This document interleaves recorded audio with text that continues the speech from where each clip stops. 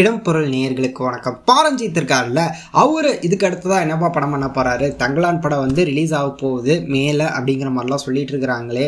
சரி ஓகேப்பா, மேக்கு அப்புறமா என்ன படம் பண்ண போறாரு அப்படின்னு பார்த்தோம்னா ஒரு குயிக்கான ஒரு ப்ராஜெக்ட் பண்ண போறாரு அப்படிங்கிற மாதிரி சொல்லியிருக்கிறாங்க.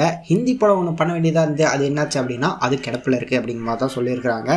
இதை தாண்டி வந்து ஒரு குயிக் ப்ராஜெக்ட்னு சொன்னோம்ல, அந்த படத்துல லீடா யார் பண்ண போறா அப்படின்னு பார்த்தோம்னா அட்டகத்தி தினேஷ்.